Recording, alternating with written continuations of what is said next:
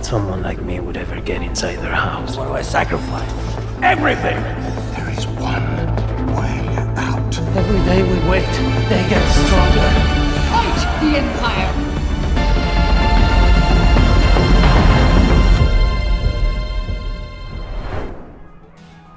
Hello and welcome to the Andor Season 1 Live Q&A. I'm your host, Ash Crossan, joined by the wonderful, incomparable Tony Gilroy. Thank you. Thank you for being here. Yes. In anticipation for Season 2, which is coming to Disney Plus on April 22nd, we are going to look back at Season 1, the moments that made us smile, laugh, cry, lots of tears, thank you for that, and then, of course, the moments that gave us so much hope. But that's not all. We're going to have a lot of fun. We're going to have some special guests along the way, plus you can ask questions for Tony and maybe some of our special guests. So start submitting them in the comments below. Get it going. We are almost here. We are almost at Season 2. We're looking back at Season 1. It's been some time. It's been some time. 5.5 years. 2 years since. Yeah. So how are you feeling looking back at Season 1 now that we are kind of on the heels of Season 2? We finished in November, for real. We finished. And there's a lot of people that worked on the show that have been very eager. Yeah. Everybody's and now that we're doing press and rolling out, so I'm in touch with everybody, and there's a great number of people that are very eager to have their work seen. So we're into it. We wanna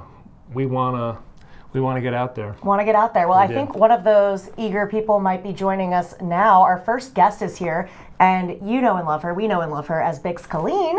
The one and only Adria Arjona is joining us. Oh my God. Hello, how are you? Hello, Adria. How are you? I love your book collection. Look at you. Seriously. Thank you. I can't take credit for this. This is my father's. Oh, okay. I'm in my father's house, which is probably the worst place to do this. So hopefully you won't hear my family in the background. Well, behave. It looks great. Well, thank you so much for being with us today. How excited are you to look back at Season 1 and knowing how close we are to Season 2 at this point? I can't wait. I'm probably the most eager. I called Tony many times. I'm like, when is the show going to come out? When is it going to come out? I'm just so excited for people to rewatch Season 1 and then watch Season 2. It is astonishing. Yes. Yeah, well, Mr. Tony. That's you, the master. Well, why don't we look back before we look ahead? We're going to jump into a clip. This is from Episode 1, Casa, and this is when Cassian visits Bix and needs a favor. The intro. Here we go. Let's take a look. What? Friend. I love that. The one I who love buys your that. secret friend. I mean, can you talk about what's kind of going on here? Because this is establishing. I was trying to remember, Adria, was this your audition scene? It was my audition scene. I think so, yeah. Hard. Go ahead. The scene that you audition with, there's so much pressure. You're like, oh wait, the dynamics that you sort of have to change. But Diego really made the scene on set so fresh and alive for me. You know, I had already done it. There's a Corvette coming in this week.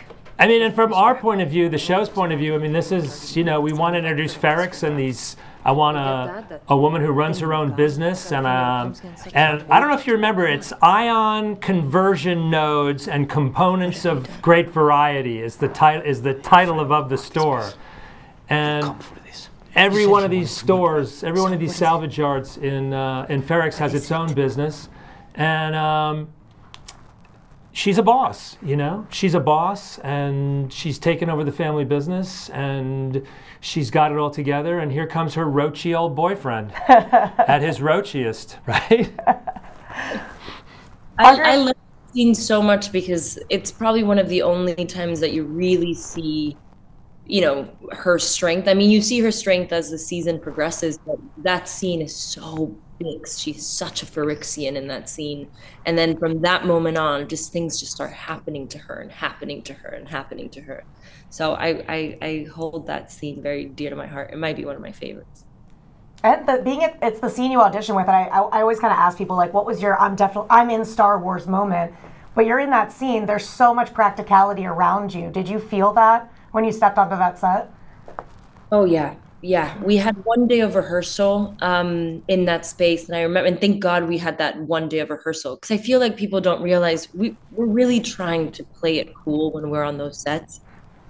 He does such an amazing job at creating these worlds and spaces for us that I was just touching every button. I was like a little kid in a playground. I couldn't focus. So I'm really happy we had that rehearsal. So then on the day, I sort of got all of that my Star Wars fan sort of out of the way, and I was able to really be in the world. But it's fascinating just to be in those spaces. Yeah, Tony, you kind of touched on it, but what was important for you to establish in that scene, given that they did have a history? We don't quite know what it is yet when they're introduced. Well, you're always looking for scenes to do as many things as they possibly can. This scene is doing a lot of work. It's an introduction scene in the relationship. It establishes all their prior history in a very quiet way. It establishes the MacGuffin of the show, which will be the Star Path unit that's going to go through. The whole saga. It establishes the economics on Ferrix. It just does many things. I do want to shout out, I think the scene for people who are students of directing, I think Toby Haynes really blocked that scene extraordinarily well. It's a tricky scene. It's a tricky scene to block, and you want to get the whole space, and you want to get your money's worth out of that set that we're never going to go back to. And you want to really meet and see these two people, and I think people who go back and watch it, who are people who are fans of directing, I think it's a really good study into what's really cool about Toby. Absolutely. Let's check out another scene. This one is from episode 3, Reckoning, and this is someone has ratted out Cassian, and Bix finds out it might be someone close to her. Let's have a look. There's a bunch of corpos looking for Cassian. Wilmot saw them. They're down at Martha's. Oh. What in the name of job has he done this time? Well, let's just talk about that Adria Arjona. All right? Because this scene is a very vulnerable scene. It cannot work. I mean, the idea is very fragile. And a lot of discussion. Does he hear? Does he not hear? Where is he? She has to push this scene through. It's all on her. And this is masterful screen acting here right now. She makes this scene work. Look at her, and she's just gonna totally take over. And the moment he sags, it's a truth. Right. And this is actor helping writer to the maximum here. Yeah, he's fantastic here as well. Because, he's really good, James McArdle. Yeah, it's like I hate him. And he's, it's also cool for us that our first betrayal in a show that's about rebellion is really about love. Mm-hmm. Yeah. And sad, and it's a very sad. I mean, it's not hard to feel bad for Tim. Yeah. As much of a moke as he is. I was really nervous about that scene. That scene scared me a little bit, and again, I think the blocking sort of really helped, and the a million phone calls I did to Tony really helped. What was the phone call? I just call him all the time. I'm like, Tony, do you think this is right? I think my call that night was probably like, I'm looking at it on the page and I think it works. I think you just got to get in the car and drive it home. And it really is. If you watch a scene like that, I mean, a scene like that is really vulnerable. An actor who doesn't commit to the idea of it, the scene's going to be left hanging and you're picking takes. If you watch, it's very easy. It's a very easy edit on that scene. Mm-hmm. I think you're just killing it there. I watched it last night in the hotel room to get ready. We won't devolve into that. But we've never talked about Sophia Loren, but I was watching going, this is like a Sophia Loren scene when you coming at him, and then that's the highest compliment I can give. I mean, I really feeling it. Take it, Tony. I'm really feeling it, yeah. I mean, Andrea, after playing Bix for 2 seasons, there's been, celebrations since the season 1 came out where people are cosplaying as her. People love this character. What does she mean to you? Oh my God, this character means so much. Not the opportunity of being in Andor, in Star Wars, playing this role. I mean, it really sort of changed my life. I think Tony was one of the first people in this industry to ever sort of believe in me, and he gave me the shot to play Bix, and I had never done anything like this before, and it really challenged me as an actor. So not only do I have a lot of my success to thank for this role, I think I think people saw me in a different way and gave me other opportunities thanks to Bix. I love her so much, and I love everything that she represents. I even have a little tattoo of. Oh my gosh! It's my only character that I tattooed on my body. She means so much to me, and I remember that last day on season 2 on set. It was just I couldn't comprehend that I wasn't gonna be her again, or that I wasn't gonna, portray her or say Tony's words. I'm still wrapping myself around that. I mean, I know you can't say much, and Tony's sitting right here, but what can fans expect from Bix in season 2? Oh my God. Oh my God.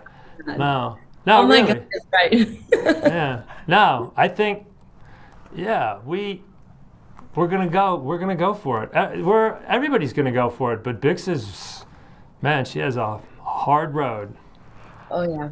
Oh yeah. And I remember when I spoke to Tony, towards the end of or getting close to sort of season 2, I had all these questions, and just about, the last time that you see Bix, she's so down in the gutters. She's completely different to what we first saw her in that first clip that in episode 1. And I was just so curious about how she was sort of going to rebuild or not rebuild, or how these things were going to affect her or not. And everything that I could have expected, it was nothing like that. It was way more complex and way more rich than I think my imagination was able to go to. So I read it and I was very excited to play it. And now I'm just so excited for people to watch it. I'm so excited. She's been through so much. Let my girl live. The last thing I'll say is I think, people don't realize when you work on something this long, how much you learn, and even if I always think, I've been doing this for a very long time, and she's talking about, but we learned on this show. You just learn because you're working so fast and much, and everything you're doing is getting made. And if your mind is open and you're into it, you're just constantly learning, and you're learning what the actors can do, and you're learning how far you can push. And I think we all had I think it was a very educational experience for all of us. Yeah. Yeah.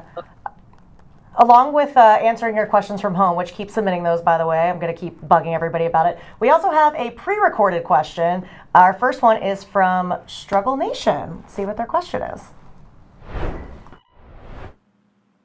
Hey, everyone. Drew, Jamie, and Joe from Struggle Nation. Hey, everybody. Hi. And we are massive fans of Andor. Love the show. Season 2, it's a day 1 for us. Can't wait for it. And I did have a question for Tony. I've rewatched the first season multiple times. I'm going to watch it again before the second one hits. And there are so many moments in that show that are completely captivating. There's not a wasted scene, not a wasted line. Every part of it seems carefully constructed for maximum effect, and it shows. But if you had to pick, what would be your favorite moment from season 1? What scene or shot came out exactly how it was in your head when you envisioned it? Out of curiosity. Hello to Struggle Nation. And we'll be back. I'll be back with you guys soon enough. I'm going to go really weird here.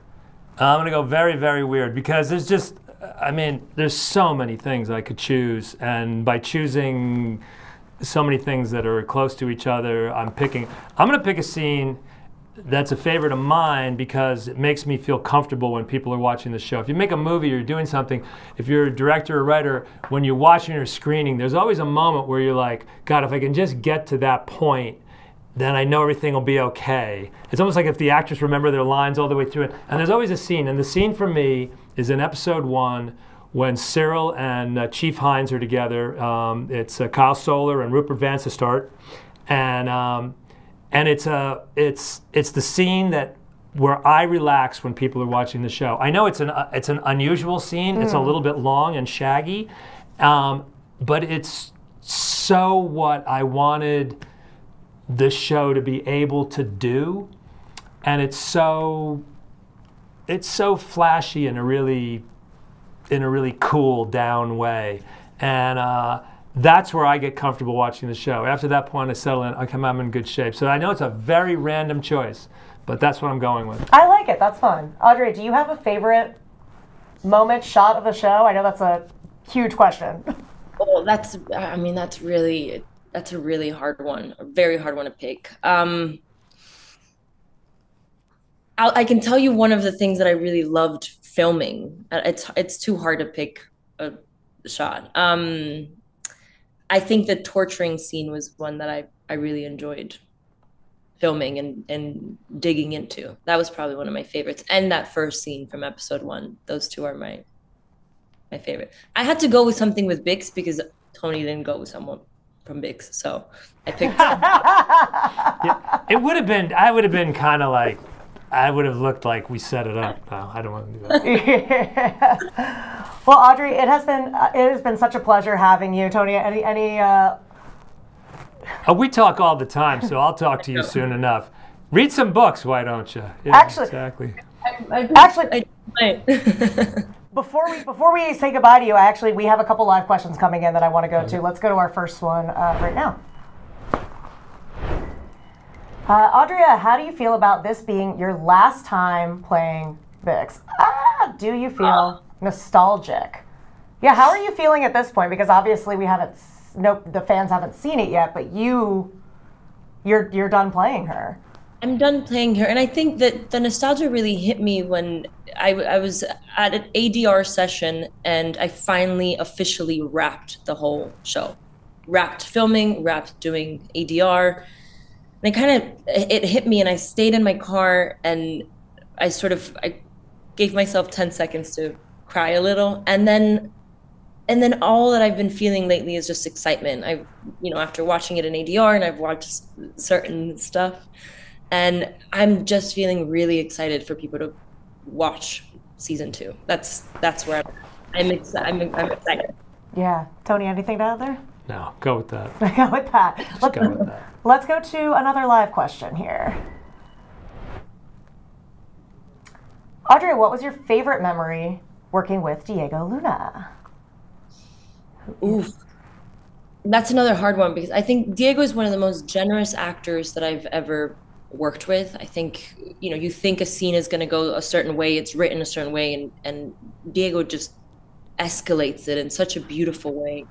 I remember it was in season 2, and there was this really beautiful moment between these two sort of characters, and it was during the writer's strike, and as you can tell, I depend a lot on Mr. Tony Gilroy, and he just sort of stepped up and was the leader that we all needed during that show, while our main leader, we couldn't be in contact with Tony, and watching him just do that was probably one of my favorite moments. I love working with him. So anytime I get to do a scene with Diego, it's a good day.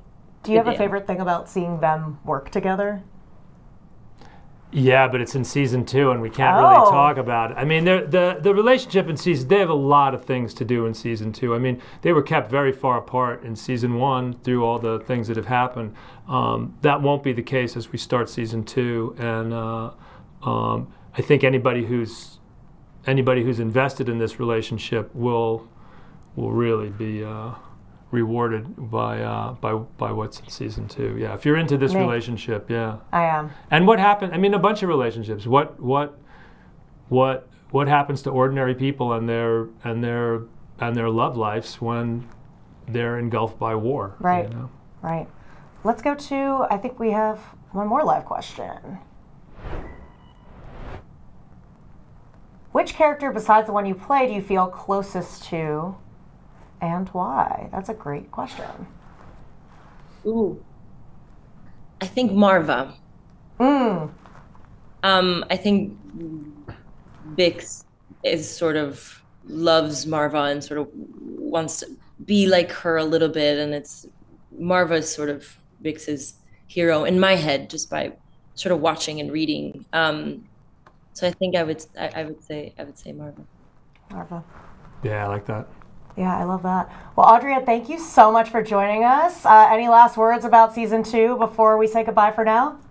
Oh, I'm so scared to say anything, but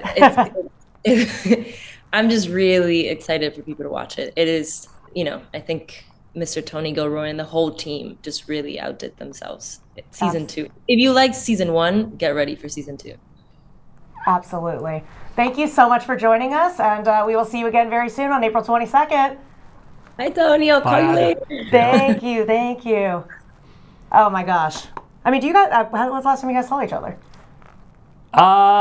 We spoke a couple weeks ago. She calls me. She's a world traveler. She's all over the place. Okay. You can't pin Audria down. She's in New Zealand. She's in England. She's all over. Yeah. Do you have any favorite memories from, I mean, I guess we're just talking about this, but directly working with Audria, that you can share about how she kind of crafted this character even deeper than maybe you expected?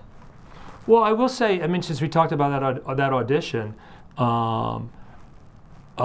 she came in, and you know, we really want to put pressure on people on auditions sometimes, casting the kid and this is a very important part for us.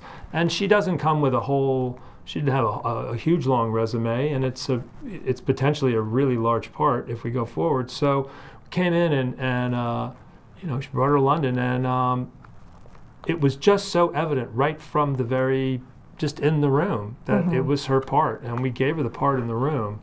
And I think, what will I say? I think, as I said, how much we learn, you know, and I think that if you're a very, very beautiful woman, and you're perceived in a certain way, maybe you start to believe what other people think of you all the time, and you don't realize how serious you really are. And I think that it took a minute for her to be comfortable with how good she is. Yeah. And I think it took some conversations of confidence to be like, man, you don't sweat this stuff now. Go be who you are and be what you are. And I think you could see that in the first season, her graduation into the actor that she is. Yeah. The second season is the delivery of all that she, you know. But it's fascinating to watch people grow. Yeah, absolutely. Well, speaking of another powerhouse, we have another guest joining us, and she is one of my faves and also a fave of the forming rebellion. We have Mon Mothma herself, Genevieve O'Reilly. Hello, thank you for joining us. Hi, thanks for having me. Oh, hello, my Jen. gosh. Hi. How has it been for you looking back at season 1? It's been a few years. We're going into season 2. How are you feeling? Yeah, you know, I went back and watched a bit, and gosh, it's good.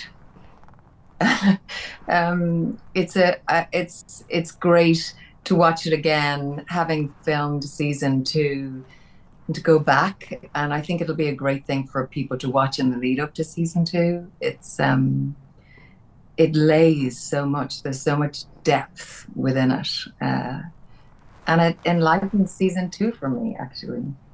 I remember when it was announced that you were coming into Andor, being so excited, of course, that you're stepping back into this role. What has it been like for you playing Mon Mothma at so many different kind of steps and stages of her life, where you keep uncovering more and more about this person that was ultimately like very mysterious for us at the beginning when we first meet her? Yeah, and mysterious to me. I think Andor has revealed her to me in a way that I never had access to before. And I think she was always such a pillar of a figure, such an important, vital pillar, really, within the history and within the architecture of the piece previously. But I think what Andor reveals is a really textured, complicated woman, and the joy I have found in playing her and discovering that through Tony's writing. Absolutely. Well, let's take a look at one of those moments from season 1 with Mon Mothma. We have episode 7 announcement, and this is where we get a glimpse of a private discussion between Mon Mothma and Luthen. I love their dynamic. Let's take a look. Mm-hmm. Has anyone ever made a weapon that wasn't used? The network's been built. It's this gallery is amazing. I love. Yeah, this is my second favorite set in the whole show. We beat the hell out of this set. There's Clay listening. I mean, this scene is about a revolutionary tactician who's an accelerationist. Mm-hmm. That's the term of art for a rebel leader or a leader who wants to make things worse to provoke change. And this is a classic accelerationist scene. the key line of the scene is there will be no rules going forward, and You're not angry. and there certainly will be no rules going forward. You're watching someone who's trapped here. She's essentially being blackmailed. Right. She has no alternative. He knows it, and the handcuffs are on her, and it's, you know, I mean, if you think of all of the binding and all of the shackles that Mon Mothma has to accumulate during season 1, and then in season 2, same again. I mean, it's amazing that she can move by the time we get to where we need to go, and she's had to do that. Her character has to do everything in public. So, I mean, Genevieve has to give a performance where she's always doing something, but then she's always worried about other people seeing what she's doing. So she's half the time she's covering up what she's doing. It's really anyway. There's more to be said, but it's all in season 2. Yeah. So much you can't say. I can't say. No, I can't say. No, I'm monitoring myself as I'm speaking. Well, let's take a look at another one, and this one we could definitely talk about. This one's from episode 10, One Way Out, and this is Mon Mothma being approached with a proposal that she's not very comfortable with. Let's check it out. This is a charitable fund we're establishing. So I've been May I told. say, she looks iconic. Well, this is where you realize how she does her job. If there's been any doubts about her as a boss, or any doubts about her as a senator or a person of power, it's vanquished here. I also want to just say this is just I insist. this is just a writer's dream. This is an acting menage a trois that you could write for endlessly with. Hail Richard Delane, hail Ben Miles, hail Genevieve O'Reilly. This is just, what a gas to write for these three. Genevieve, what do you remember about, what sticks out to you when you're watching the scene back, and what do you remember about filming it? I remember the excitement of getting the opportunity to film it. It's such a juicy scene. You really don't get that in television. The amount of pages, the amount of that's revealed, and kind of like what Tony was for, what you have to reveal and what you have to hide all at once is the trick. Right? That's my job at hand, and just the dexterity of that is such a gift to give an actor, to be able to trust me with that, to be there's no movement, there's nothing to hide behind. Look, that's just face, like it's really relying on the actors and the connection between the actors and the interplay with the actors. And that is rare and rarefied, and it is a sheer joy to receive and to be trusted with and then to play.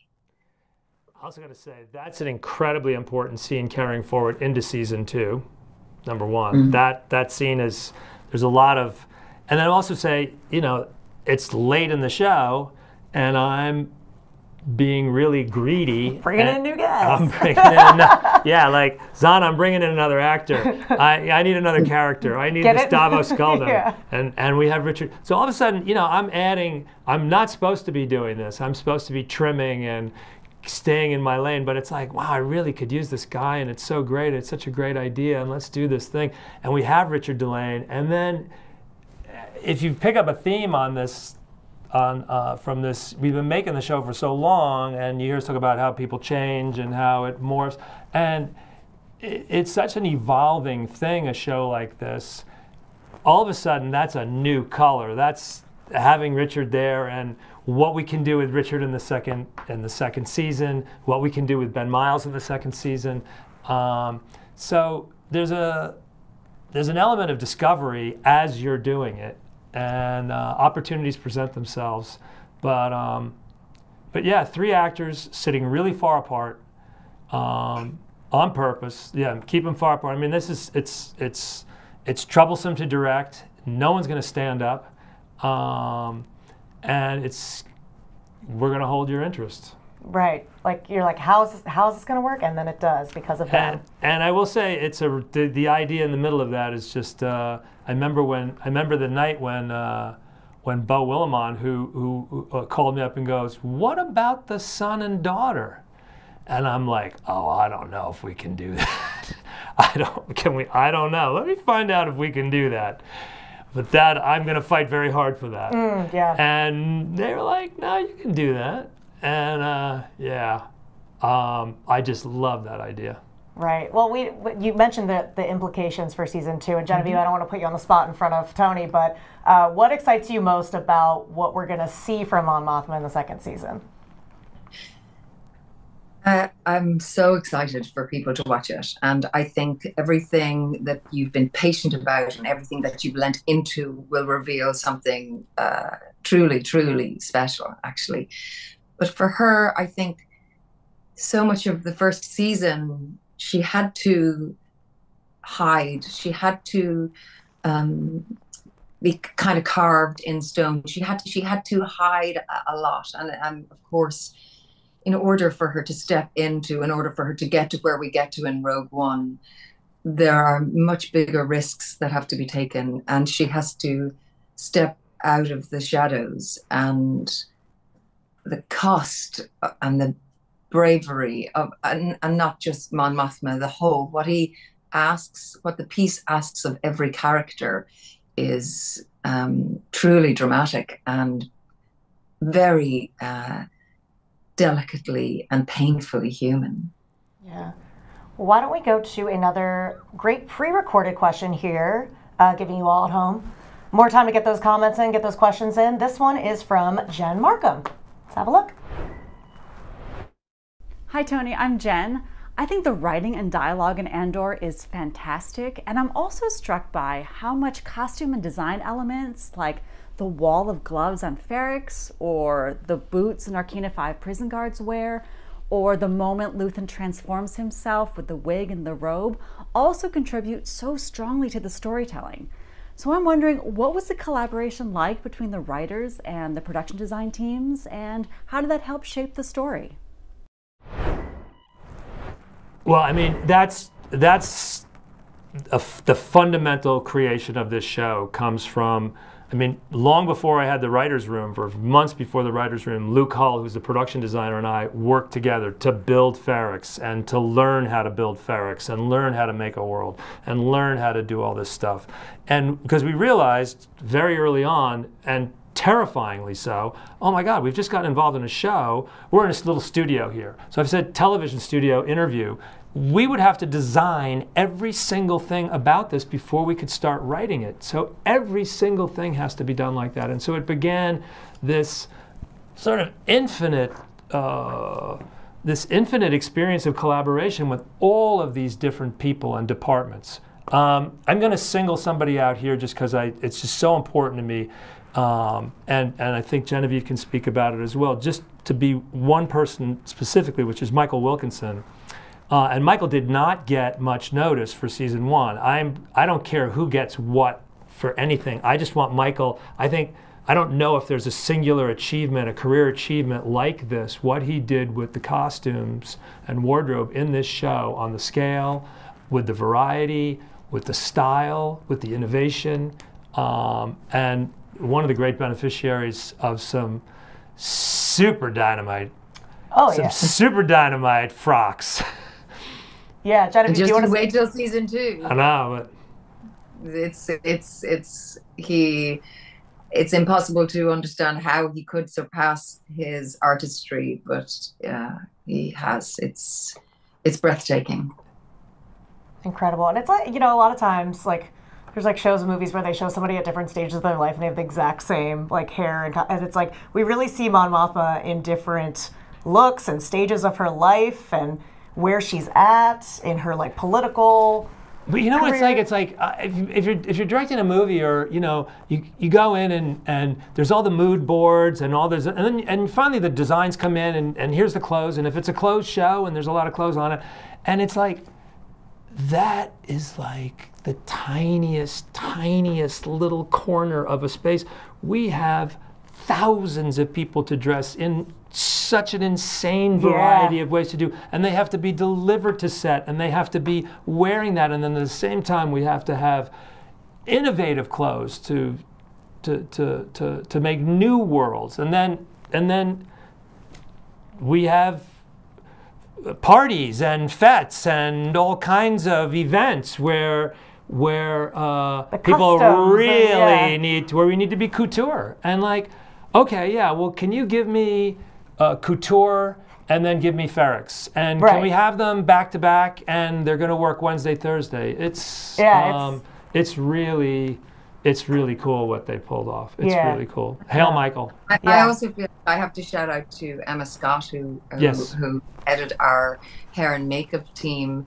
And those wigs that they created and curated for Mon Mothma are just pieces of genius. I'm not sure I've ever worn wigs. I've worn a lot of wigs in my life on stage, but they are a thing of beauty. And so yes, Luke, our production designer, Michael, our costume designer, and Emma Scott, our hair and makeup designer, they were working at just such an extraordinary level of detail and beauty, and it's all there to drink in season 2 on steroids.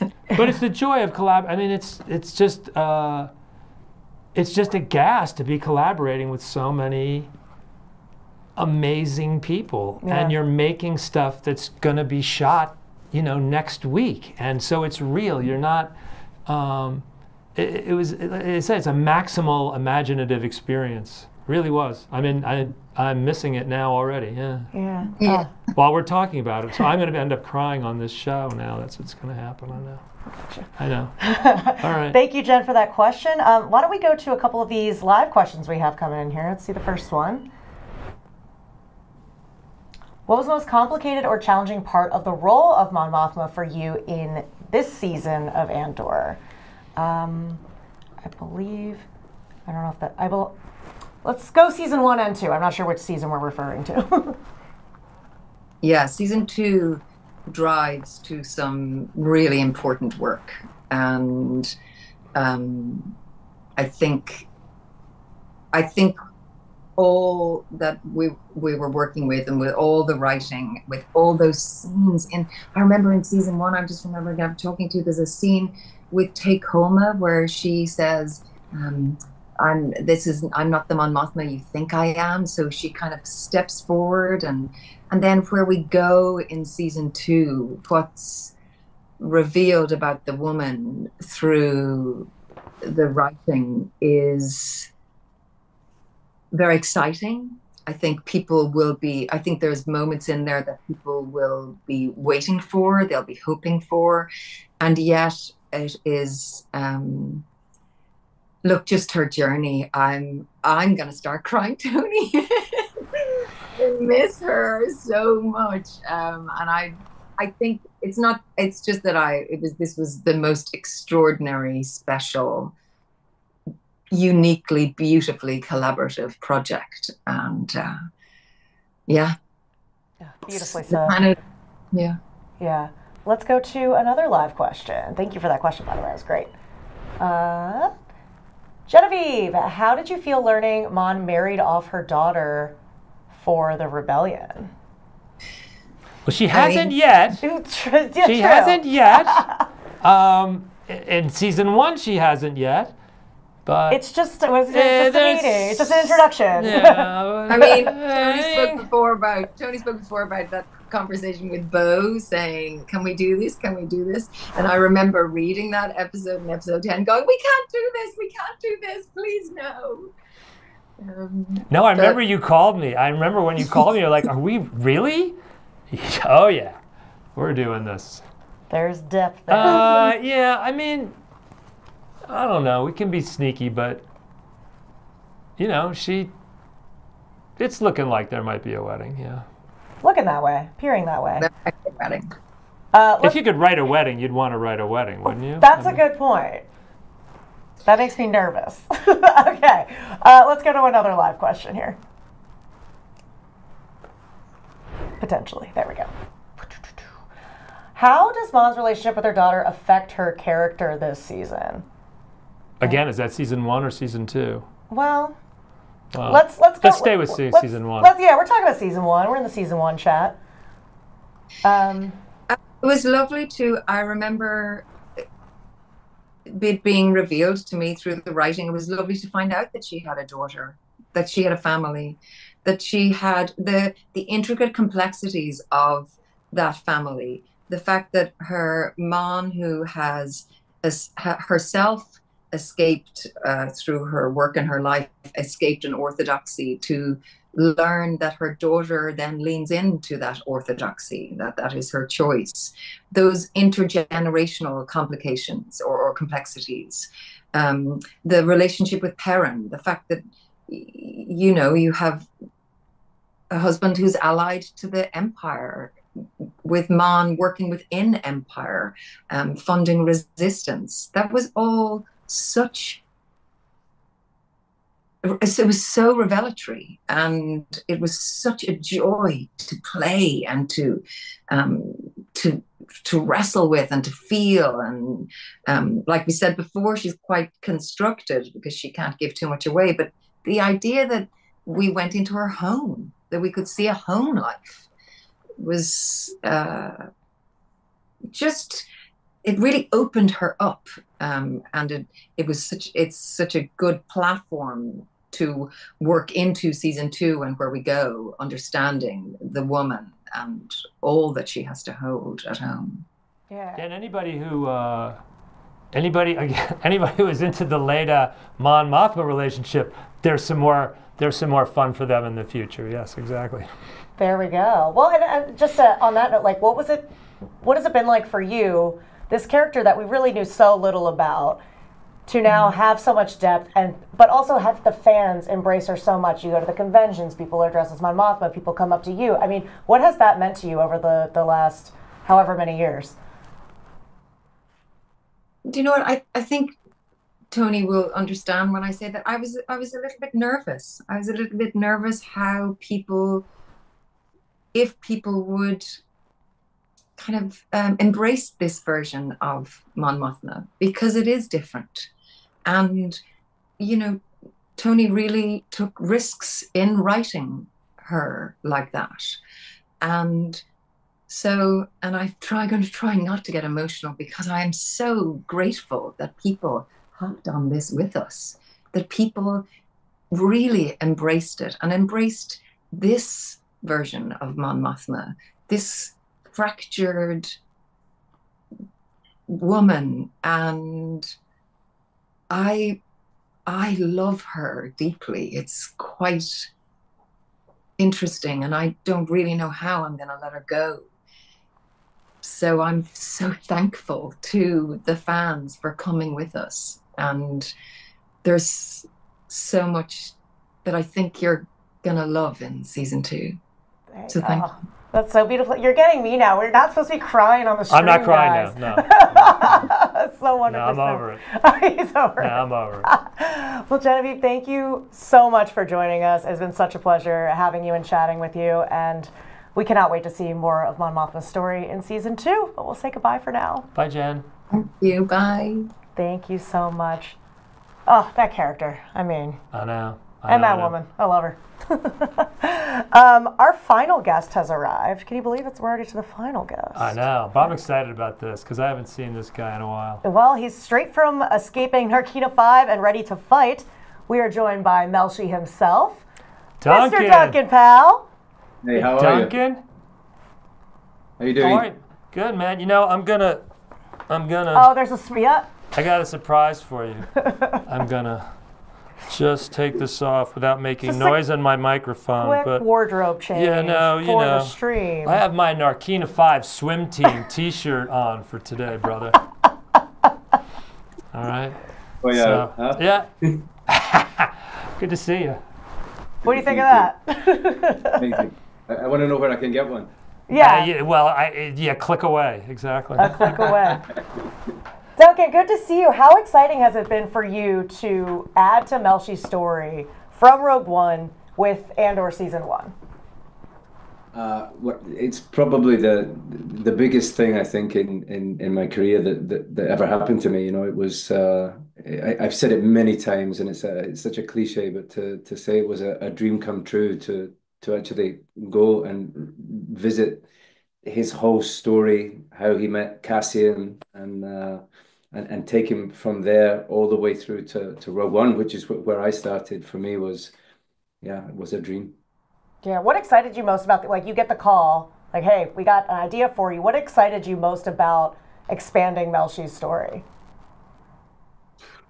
Being asked to do it, I think, was the thing that excited me the most. Tony gave me a call, I think, just before I was about to travel to go and see some friends in another country, and then COVID happened. So I had this huge burst of excitement that I was going to be doing this amazing thing, and by the time I came back, we had to put it off for a little bit longer. But so I had a long time to be excited, which turned into nerves, and then eventually when we came to do it, it was everything I had wished for, really. Oh, that's awesome. Okay, why don't we check out a clip with Melshi and Cassian. So this is from episode 11, Daughter of Ferrix. They've just escaped from Narkina 5, but find themselves in yet another pickle. Let's take a look. It looks like it's just these two. They didn't walk here. What do you remember? I was saying, I remember this sequence had more meetings than almost any sequence in the whole film. Oh my God, how we're gonna do it, where we're gonna do it, why we're gonna do it, what's the tone of it, can it really be this funny, are you really gonna make it, you know, and my attitude about it was it should be kind of like Sergio Leone meets the Coen brothers, this sequence. That's really what I want. This is very Sergio here. I love how it turned out. It shouldn't be this good. Right? It should, for all the crap that went into this and all the questions. I love when he takes off. And was that in the script? I think, I don't know, but we couldn't decide, and then I think Ben Karen just said, just get up and start running, and yeah, it was. And you guys run really well and funny at the same time, which is hard to do. Do you know, like, the funny thing is, I had torn my meniscus about 3 or 4 weeks before we started filming this, and in the first take running down the hill, I think Diego tore his hamstring, so we were both injured. Well, you're looking good. And the nets, it makes me laugh. I watched it last night in the hotel. It makes me laugh again every time. I mean, oh my God, the Sturm and Drang that went into that. Really, I mean, all kinds of, were we going to even do it, and where were we going to do it, and who was going to pay for it, and oh my God. Would the nets work? Would the nets? How many nets did we try? What? Yeah, what was that made of? It was made of I think it was silicone with glue. It was the glue, the stuff that they put on it, and as we were having it put on, they did say, just watch your eyes, but it was fun. Watch your eyes. Let's look at another clip. This one's from episode 11. This is Melshi and Cassian making a promise to each other. Let's check it out. You got through? It's okay? I mean... Well, this is acting. I mean, this is two really, really strong actors in a scene that's just, the musket is really packed here. And Ben Karen and Damien are finding a way to call back the end of Rogue One in ways I had never anticipated. It wasn't in the script that way. This is even where they put the horizon line. It's just us. I mean, what Duncan's doing here, what Diego's doing here, it's just, I remember watching the dailies. Because I would watch dailies at 5 o'clock in the morning and getting up and having a cup of coffee and watching this and going, oh my God. And I know they're freezing cold. It's very cold. And there's a lot of blown takes here, but these takes that are in here, you're just going, it's what you dream about when you write about something. Can it be this heartbreaking? Yeah, you had a nice little 5 a.m. cry there. Yeah, man. Yeah, I mean, I mean, you know. It's the balance too. Like there's so much uncertainty. That's sad. There's like goodbye. There's hope at the same time. Like we said before, this scene has a lot to do with what's coming in season 2. Okay. Here we go. You were cold that day, I know. Yeah, man. what do you remember about that It was scene? very cold. It was actually the first thing I shot on Andor the first season, and it was Blackpool it was a very cold day, and I remember thinking I said to Diego at some point, "Can you hear what I'm saying? Because my lips feel like they don't work." God. But, it was great. I know that feeling. We saw a glimpse of Melshi in the trailer for season 2, and you teased also that there will be some implications from this scene. So what can we expect next season? Just putting you on the spot in front of Tony here. What to expect? Yeah. Listen, you'll have to wait and see. Okay. You'll have to wait and see. For me, I think season 2 was, for me personally, was a joining up of a journey that I started in 2016 and finished in 2023, and it's yeah, I can't wait to see it, and I'm sure if you're a fan, if you've seen season 1, if you're watching for the first time, for me, you'll be blown away by the journey that they take. Absolutely. And your dynamic with Diego is amazing. What can you just share about that experience of working with him and collaborating on your relationship as characters? For me, I learned every day that I was on the set with Diego, because just by paying attention and watching everything that he was aware of, you know, for me it was it really made me raise what I thought it meant to be an actor, which was to see it was every level of not just performance, but where to put ourselves, and as well what he gives Diego when you're working with him is for someone like me to come and work with him. It was a gift. Absolutely. Let's why don't we jump into our last pre-recorded question, but maybe not the last question of the stream. Keep submitting those questions in the comments below, and we'll get to as many as we can. Until then, let's jump in to see what Star Wars Explained asked. Hi, I'm Molly. And I'm Alex. And we're from the YouTube channel Star Wars Explained. We are so excited for Andor Season 2. We loved Season 1, actually just finished a rewatch of it. Our question for you is, how do you think releasing 3 episodes at a time this season is going to affect how audiences connect with the show? Great question. I think that it's really cool for us. It's how we made the show. So for us, it makes sense. We really feel like we made 8 Star Wars films over the last 5.5 years. So we make them in these blocks of 3. So they're being presented to the audience in the sort of digestible frame that we make them. I feel really sorry for all the podcasters. We've talked about this before, because it's like now they gotta if it's gonna complicate some people's lives. But I'm assuming that if other people are like I am, I watch things as randomly as anybody else does. So I mean, it offers the opportunity to watch any way you want. Mm-hmm. But if you want the movie and you want the whole block and you want to eat it all at once, it's there for you. Yeah, Tony, I'm sweating about my coverage plans. I gotta tell you. Sorry. But we love it. We love it. Okay, let's go to a few live questions here. I think we got one coming in. How did you approach playing a younger Melshi, given that he's so different to where we first saw him in Rogue One? I believe that's one for you, Duncan. Yes. So, well, it was Tony, when we first had the phone call, gave me so much information about who Melshi was, and that really gave me an idea of the backstory from where he was to where he went to. Also, I think it helped that I had hair, which makes me always look a little bit younger. So I put it down to the planning of the hair and makeup, and Tony's writing and his information that he gave me before I went to. Excellent. All right, let's go to another one. Live questions. Do you have a theory on why Melshi got put into... Oh, I love this one. Got put into the Narkina 5 prison by the Empire. Sounds like at this point in time it could have been literally anything. I don't know. Why is he... What's he in for?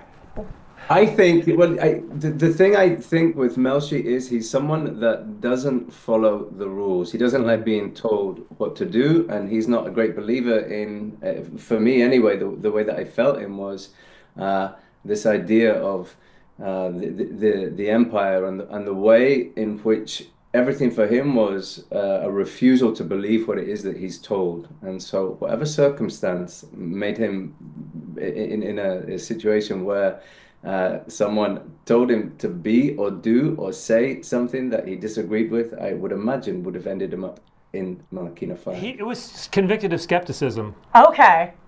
He's got a did you know what it is? Do you, like? No, I've been convicted of skepticism well, before, yeah. so I understand. Yeah. No, but. All right, let's go to another one. That was a great question. I love it. Duncan, how intense are the scenes in Arkina 5? I mean, there's so much too that has to be conveyed with like just a look. I was thinking about that. Yeah, how intense were those scenes?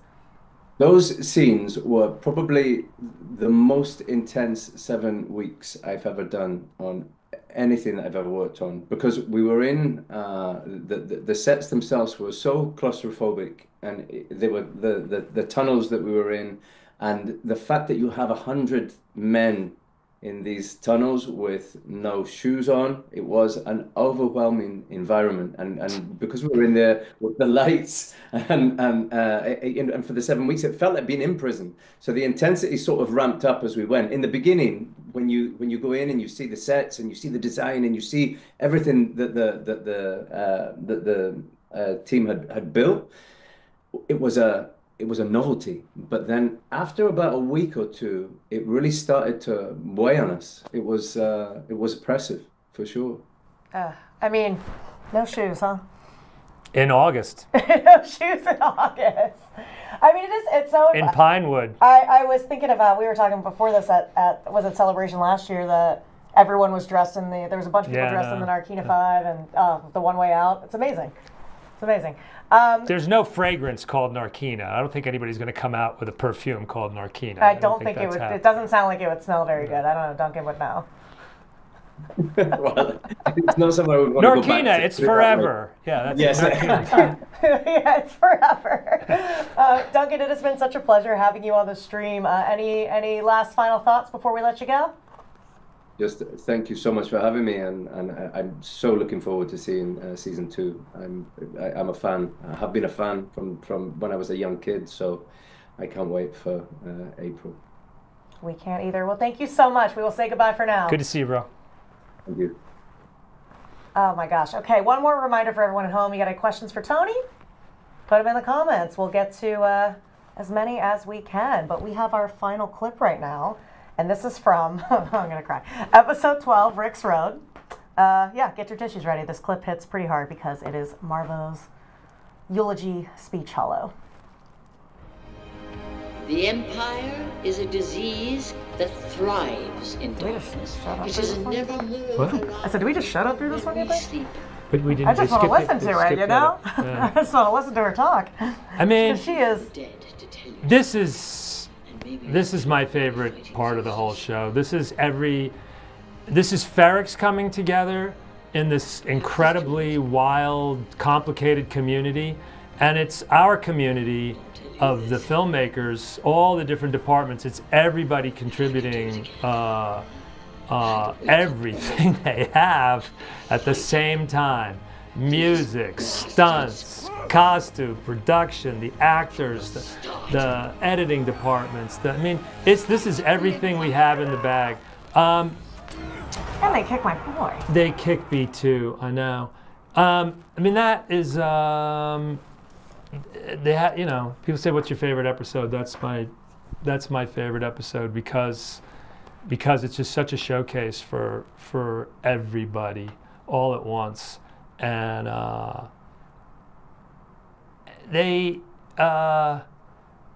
amount of coordination and the amount of work, and I hope we're making the work sound fun. Like, you don't want to be like, oh, we work and we work so hard. And yeah. It's not like, I mean, yeah, it is that. Payoff. I mean, a lot of late nights and early mornings and a lot of people, but a happy company is when people really feel that what they're making is arriving, and they're not wasting their time making stuff that isn't seen or shown, and that everything is that you say you're going to get on camera, you get on camera, and that what you're going for, everyone knows they're going for. And that sequence, I mean, that's as complicated. We've done some complicated filmmaking over the years. That's as complicated a piece of filmmaking as I've ever been involved in, and Ben Karen, who directed it, and Damian, who's shooting it, they're piggybacking on what John Gilroy and I have learned on other movies about massive. So we're sort of overlording any help we can give, and then that's filtering down through them, and it's through all the departments. And when it pays off, and it works, and you feel something. Yeah. When all the mechanical conversations and all the meetings and everything happens, and finally when all of that leads to something that's emotional, I guess that's why we do it. I mean, that's why, it's the fun of doing it. Yeah, wonderfully said. Let's go to a few of those live questions. Thank you guys so much for submitting those. I think we have. What was the most creatively fulfilling aspect of working on Andor? It might be what you said, think I think what I just said. I mean, I got involved with this not knowing what I was doing at all. Once I was in it and it started to reveal itself what it was going to be, I regretted it terribly, and I was terrified of what I had done and ruined my life. When COVID happened and I suddenly thought I had an out, I didn't have to do the show, I would be able to get out of it. But then it began to rebuild, and it began to rebuild in a way that I could at least start to take the kind of control over it that I should have had in the beginning. And we managed to make a system through the whole COVID, the beginnings of COVID and starting to shoot again, where I found what the right job for me on the show was, which was I didn't have time to direct, and to be able to do everything else that I wanted to do. And over time, my anxiety about what we were doing was just completely eroded by the thrill of getting to make all this stuff with all these cool people and have Disney and Lucasfilm back our play and give us the resources that we needed to do it, and back our all of our crazy ideas and all the things that we were going to do. And I mean, I grew to love it as it went on. It wasn't a love at first sight, that's for sure. It was really, but that's, I hope you feel from the answers that we've all given that we really,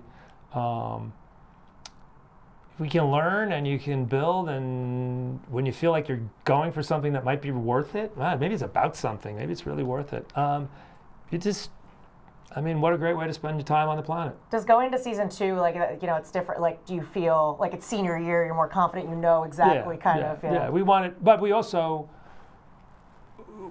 feel like, oh my God, we better not get confident. We better not be smoking our own shit here. We better really, holy crap, we put the bar down here and we're going to get crushed if we don't deliver. We're going to really, and we've seen, you see all the other shows, you see other shows where people had trouble sticking the landing, and you're like, oh my God, we have to so there's a new pressure. A lot of pressure. There's a new pressure, but then there's also, you do have the pride of what you did before, and you have a system that works. So we carried that forward, yeah. All right, let's go to another live question. Luthen is a morally gray character. What inspiration did you draw from to craft his personality and backstory?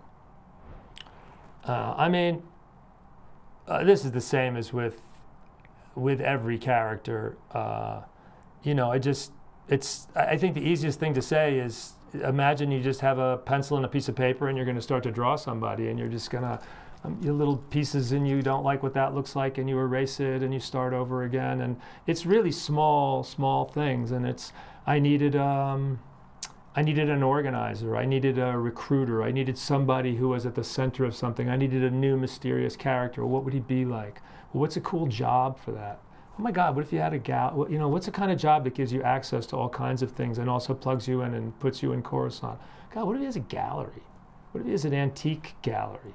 And then once, that just leads to all kinds of other things. Well, he needs a sidekick, doesn't he? Yeah. And how's he going to do this? And how long has he been doing it? And there's a lot of things about Luthen that I did not know until we started writing season 2. So those things we'll learn a lot about Luthen. who he was before, but we'll also, in season 2, you're going to see a guy who built a startup company in his garage, and in Aldani he goes public, and it's going to be the stress of how do you take your little revolution and all the work you've done for 15 years, how do you go public with that, and how do you go large? Okay. And that's really the stress. So we're going to watch him under a great deal of stress. He stresses me out, so there you go. I think we have one more final live question here. For Tony Gilroy, how do you balance the morality of the characters in Andor, especially those like Cyril and Dedra? I don't balance anything. I don't have a ledger or I'm not. They're who they are. When you're writing any character, you want to be with them. We're all the heroes of our own story. Right. We all. No one believes that. No, I know, and we're all the victims of our own insecurities, and I've never been able to. I don't see the purpose of how you would write a character with an agenda. I want to write this character because I want them to do this thing. You may say, oh, I need somebody who's going to be dark, or like I said, I need a Luthen who's going to be a recruiter and a revolutionary. But with Cyril and Dedra, the same thing. They revealed themselves along the way as you're writing them, and you just want them to be fascinating and truthful. You want to be able to believe that the things that they do and the changes that they make, and season 2 will see all kinds of new stresses on them, that everything is truthful, that if people have been watching all the way from the beginning and invested in it, that they don't feel burned. It's always weird when you see a character and their IQ goes up and down based on what the writer wants them to do. I'm trying to, you want to have it, oh my God, of course that's what you want it to be surprising and inevitable. And and it's a big adventure that all these characters are on. I mean, it's an adventure story, really, beyond all the stuff that we talk about, all the complications of character and behavior. In the end, these are a bunch of hopefully really interesting people cast in a really vivid adventure story. Oh yeah. Well, thank you so much for that question, and thank you all for all of those questions throughout the stream. But we're going to say goodbye in a second, but we actually have a special message from a surprise guest. Cheeky, who could it be? Hi Andor fans, thank you so much for tuning in to revisit Season 1. It was such a joy to return as Cassian after Rogue One for the first season of Andor. I'm incredibly grateful for your continued support of this hero's journey. A lot of love went into making this series, and you have no idea what's in store. I can't wait for you to see what happens next in the last season of Andor. Join the rebellion April 22nd on Disney+. May the Force be with you. Hey! Wow! Can't have a show without Didn't know that was happening. Without Andor himself, Diego. Oh my gosh! Well, thank you to everyone at home for reliving this moments with us, and thank you to our guests, and thank you to Tony Gilroy. You did a really good job. Oh my gosh! Thank you. I was very nervous about this. I got about all over my this. pants. Look at that. I was very nervous about this. All right. We cannot wait for season 2. Do you have any final thoughts, words, comments? Man, just. You could smell when people are excited to show you something. I hope you're feeling it. I'm definitely feeling it. Yeah. I'm definitely feeling it. The energy is palpable. All right. Oh, well, April 22nd cannot get here fast enough. Until then, let's check out a season 2 featurette, and we'll see you later.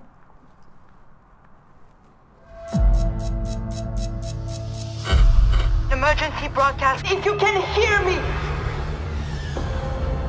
We are not who we were when we started. Imperial ships are already landing. We need to speak out. We need to stand up. Is there no one who can help us? We need a pilot. A soldier. Everything I did for the rebellion. Revolutionary movements are spontaneously happening all over the galaxy. How those come together is the stuff of our story.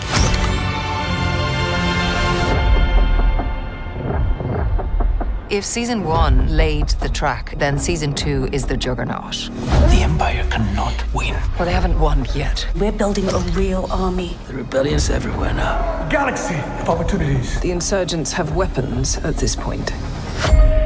We're counting on it. These 12 episodes are going to take us over the next 4 years into Rogue One. The complexity of the show, the possibilities of the show. It has to be all in. Nobody's allowed in here. Are you thinking like a thief? I'm thinking like a soldier. Think like a leader. The size and scale of this production is unparalleled. The sets and the costumes are breathtaking. Everyone does the homework. Everyone takes the time, and you can tell. Proceed. This is it. This is what you live for. It's human. It's incredibly truthful. And it just happens to be in a galaxy far, far away. It's the urgency of the situation. Not palpable. Lock it down! If we do not stand together, we will be crushed. This is the end. Have no expectations.